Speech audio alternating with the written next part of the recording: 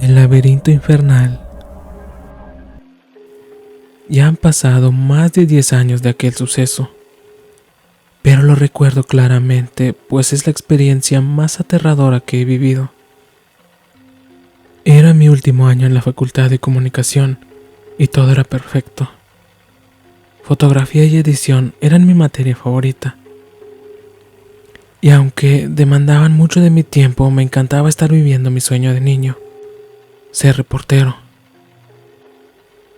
Los proyectos finales se acercaban y uno de los que más me emocionaba era el de esa materia, pues debíamos poner en práctica todo lo que habíamos aprendido durante el semestre. Sinceramente, era muy bueno en eso. Siempre tenía las mejores notas, pero esta vez no sabía sobre qué hacer mi proyecto.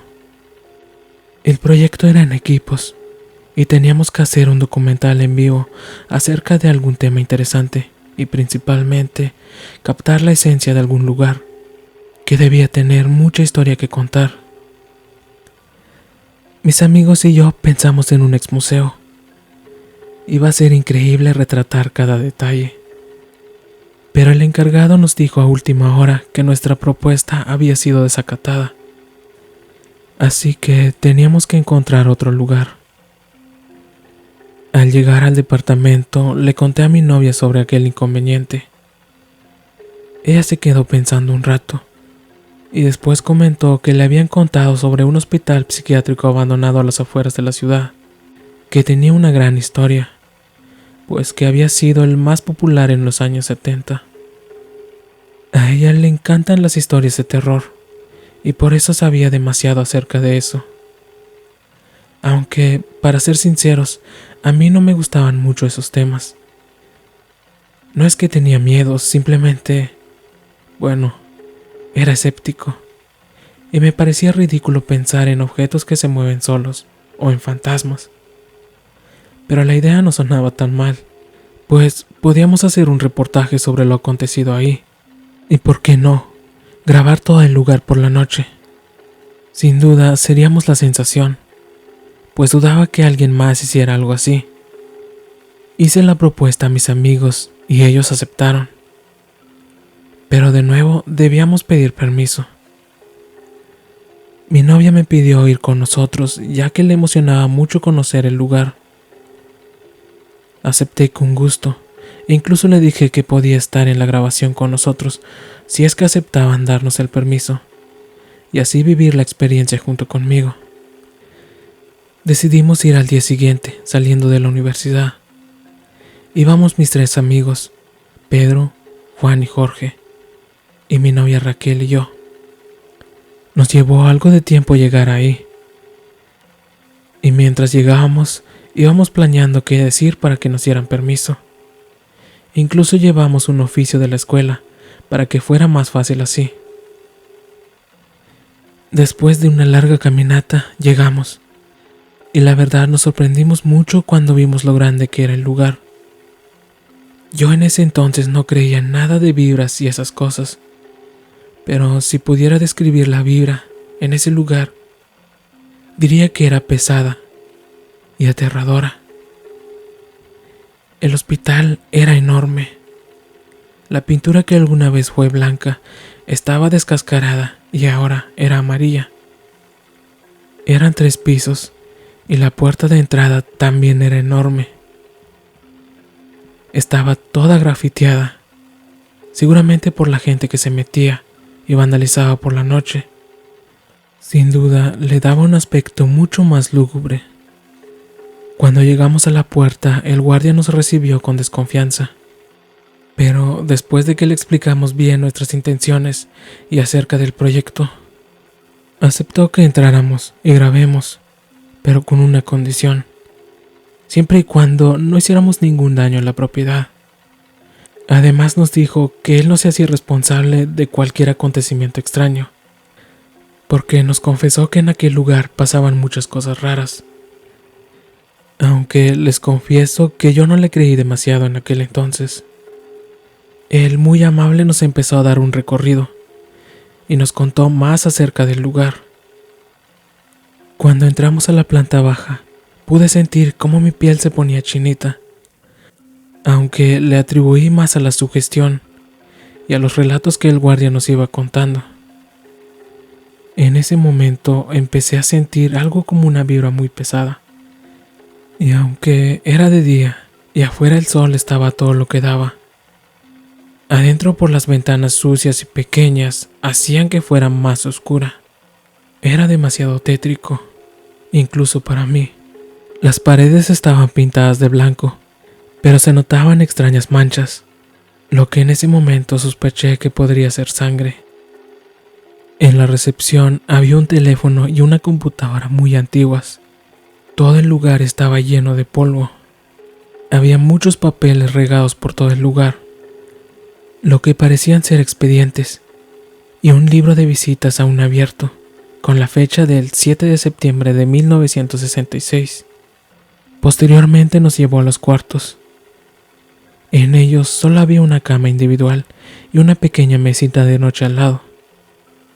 La pintura aquí era diferente. Estaban pintados en un verde opaco, bastante triste. Algunos de estos cuartos estaban llenos de rayones por todos lados, con dibujos extraños bastante antiguos, y algunos tenían grafitis que eran más recientes. Después, mientras subíamos las escaleras, nos contó que ese hospital había sido clausurado en 1970, ya que se descubrió que se practicaban lobotomías y experimentos aterradores a muchos de los pacientes, que definitivamente nunca salieron, pues muchos se quedaron locos, o peor aún, muertos. Experimentaban a través de electrochoques. También los encerraban, exponiéndolos a sus miedos más grandes. Los dejaban sin comer, sin agua, o sin dormir por días e incluso semanas, con picaduras de insectos, a los que algunos eran alérgicos, o con operaciones a nivel quirúrgico en el cerebro. Cuando llegamos al segundo piso, la tensión comenzó a crecer. En el aire se registraba terror y desesperación. Aunque nadie dijo nada, estoy seguro de que todos lo sentimos. En esa planta había cuartos como los de abajo. También estaban las duchas, los baños que aún estaban sucios, y alrededor de 10 consultorios con camillas metálicas, medicamentos e instrumentos quirúrgicos. En estos lugares encontramos fotos de médicos, así como certificados colgados en la pared. Pudimos notar que la foto de un médico en particular se repetía en varias ocasiones. Cuando le preguntamos al guardia, nos dijo que aquel hombre había sido el director del lugar y era quien autorizaba y permitía la práctica de los experimentos y las operaciones. En este tipo de hospitales no hay muchas ventanas. Nos explicó el motivo y, bueno, ya se imaginarán. Solo existían 2 y eran muy grandes. Y aquí nos contó la primera cosa paranormal que ocurría en este sitio. Y aquí dijo que todas las noches las cerraban y extrañamente amanecían abiertas. Al finalizar, nos dijo que el recorrido lo podíamos hacer al día siguiente. Podíamos grabar, ya que era su noche libre y nadie nos molestaría. Además nos iba a prestar unas cuantas colchas, por si queríamos dormir ahí. Teníamos lo que podía ser el mejor reportaje de la carrera. Una experiencia a lo que nosotros calificamos como increíble y aterradora. De regreso, todos estábamos muy emocionados. Nos organizamos con todo lo que llevaríamos. Cámaras que instalaríamos en el lugar, micrófonos y, por supuesto, comida. Al día siguiente, Raquel me ayudaba a preparar lo necesario. Se nos había hecho algo tarde, pues planeábamos ir al cine y a comer algo, así que íbamos con prisa. Mis amigos llegaron por nosotros y nos fuimos. Íbamos muy felices, porque estábamos seguros de que ese sería el pase a no hacer el servicio social y a buenas notas en nuestra materia favorita. Llegamos y el velador ya nos estaba esperando. Ya eran las 11 de la noche. Nos recibió con gusto y se puso más contento cuando le compartimos la comida que le habíamos comprado. Nos acompañó a instalar las cámaras y no voy a negar que todo se veía muchísimo más aterrador de noche. Por un momento tuve el impulso de salir corriendo, pero no quise verme como un cobarde. Aunque después de todo supe que todos ahí sentíamos lo mismo, y me arrepiento de no habernos ido. Instalamos todo, cenamos, nos deseó buena suerte y se fue a su casa. El lugar era muy grande y había 1000 puertas, así que nos recordó que la única puerta de entrada y salida era la que estaba llena de grafitis. Comenzamos la grabación y el recorrido. Empezamos por la parte de abajo, contando lo que sabíamos del lugar. Caminamos muy despacio y sonreíamos a la cámara. Todo iba normal, hasta que llegamos al piso de arriba y pude sentir la pesadez en el aire. Pues a pesar de que teníamos las linternas, la oscuridad parecía consumir la luz cada vez más, y el aspecto de aquel lugar, lleno de camas vacías, de paredes llenas de sangre e instrumentos quirúrgicos, resultaba horrible.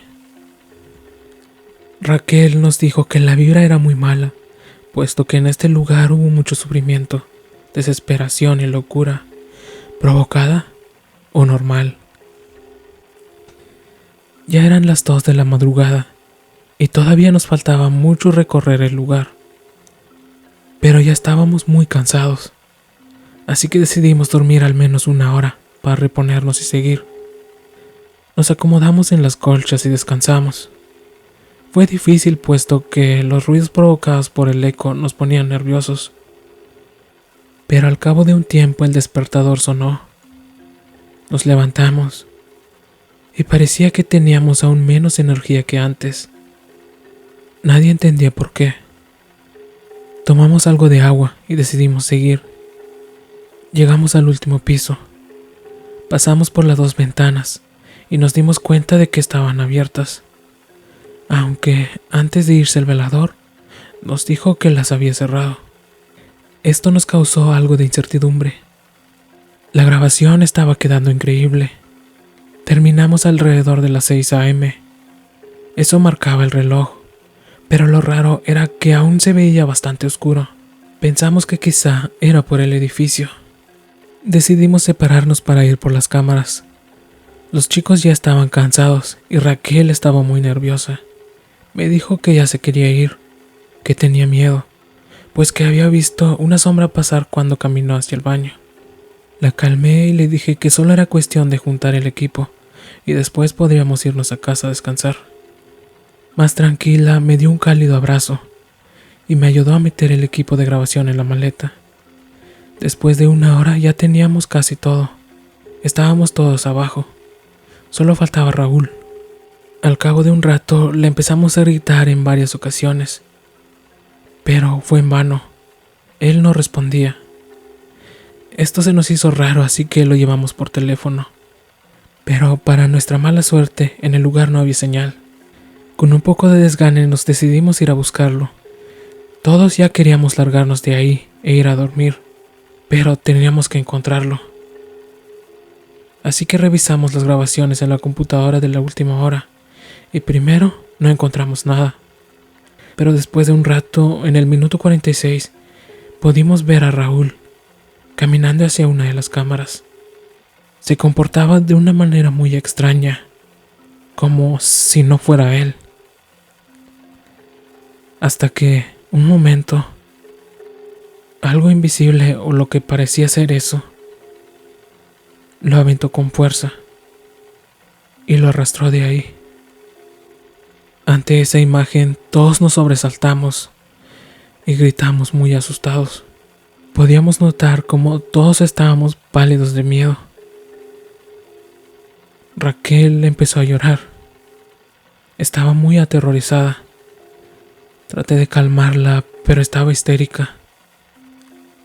Empecé a alentar a todos a buscar a Raúl. Pero a pesar de todos nuestros intentos no pudimos encontrarlo.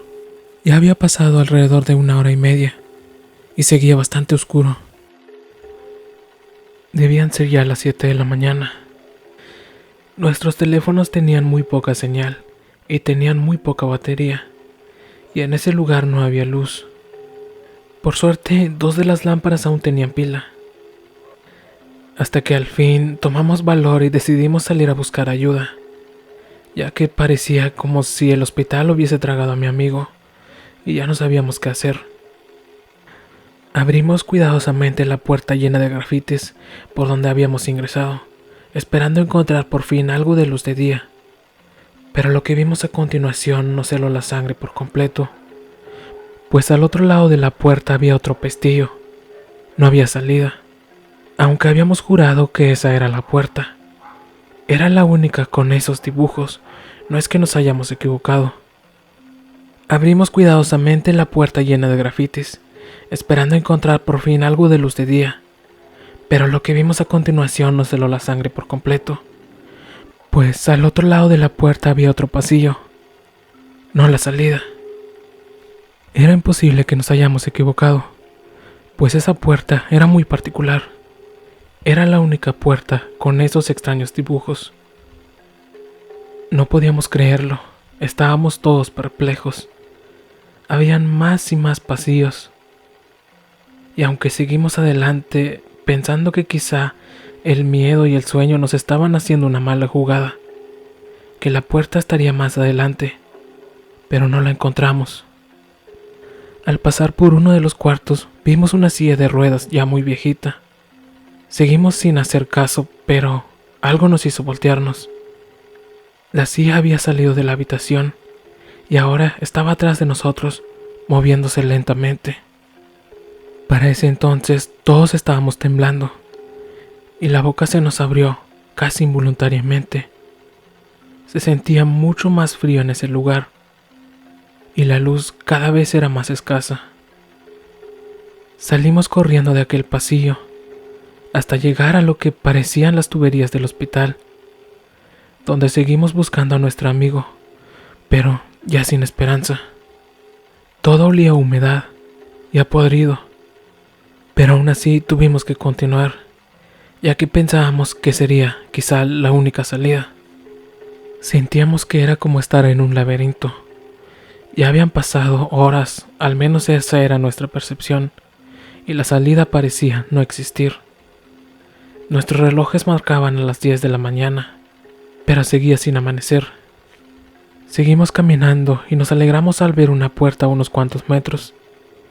Era de metal, ya oxidado por los años, y en donde se supone que iría un candado no había nada, así que podíamos entrar. Al llegar a la puerta la abrimos lentamente, y con un solo ojo y lleno de miedo me asomé, pues no sabíamos qué nos podíamos encontrar al otro lado. Pedía con todo mi corazón que fuera la salida, pero lo que vi ahí me traumó para siempre. El cuarto era enorme, estaba pintado de un color azul claro. La atmósfera era triste y oscura. En medio había una cama metálica, con una mujer en ella, y un hombre con la cabeza agachada, que por el uniforme supe que era un médico. El tipo parecía estar extirpando el cerebro de la mujer, como si no tuviera prisa. La escena terminó de romper toda mi cordura. Solté un grito, y en ese momento aquel hombre volteó. Su cara estaba muy pálida, y sus cuentas oculares estaban vacías. De su boca salía un líquido oscuro, y su mirada tenía una ira inhumana. A pesar de eso, pude reconocerlo. Era de quien nos había platicado el velador. Él fue el director de aquel hospital. De un salto, corrió hacia nosotros, pero rápidamente, con un acto reflejo, cerré la puerta. Avanzamos hacia el otro lado y llegamos al mismo lugar, a esa puerta llena de grafitis. Sin pensarlo, empujamos la puerta y la abrimos nuevamente, con el temor de encontrar otro pasillo. Pero esta vez, para nuestra sorpresa, era la salida. El sol acarició nuestra cara con su resplandor, y la intensa luz por un momento cegó nuestros ojos. Muy aliviados corrimos al auto. Nuestros corazones estaban a punto de salirse de nuestro pecho. Después de ese horrible acontecimiento, ninguno de nosotros fuimos lo mismo. Algo nos había cambiado, pues todo aquello nos reveló una realidad que nunca pensamos que existiera. En especial yo, que al haber tenido un cierto escepticismo al principio, el golpe fue más duro. Traté mucho en recuperarme. Tuve que visitar varios psicólogos. Mi cordura se puso en duda muchas veces. Aún a día de hoy, en algunas noches, tengo que tomar unas pastillas para poder dormir. Sigo yendo a terapia. Y en las noches más oscuras, siento que aquel ser me observa mientras duermo, en la esquina más oscura de mi cuarto. Sé que es mi imaginación. Aquella cosa, aquel ser, siga dentro de ese hospital. Por alguna razón no puede salir de ese sitio. He platicado con muchas personas sobre aquel suceso, pero nadie me cree. Cuando me junto con mis amigos y platicamos de esto, no podemos evitar que se nos salgan las lágrimas, pues todos habíamos visto lo mismo. Y acerca de Raúl, nunca la encontramos. Fuimos a la policía y fueron a explorar por completo el lugar, pero no había rastro de él. El guardia unas semanas después fue despedido, ya que no tenía permitido dejar pasar a nadie. A veces, en las noches de insomnio, todavía tengo la esperanza de que vuelva Raúl, porque sé que debe estar en algún lado, en ese infinito lugar, en aquellos laberintos, en aquellos cuartos oscuros, donde la luz del sol nunca penetra, donde habita aquel director del hospital sin ojos. Solo espero que se pueda esconderlo bastante bien, para que nunca lo encuentre. Si te ha gustado este relato, dale like. Pronto estaré publicando nuevos relatos de terror. Hasta pronto.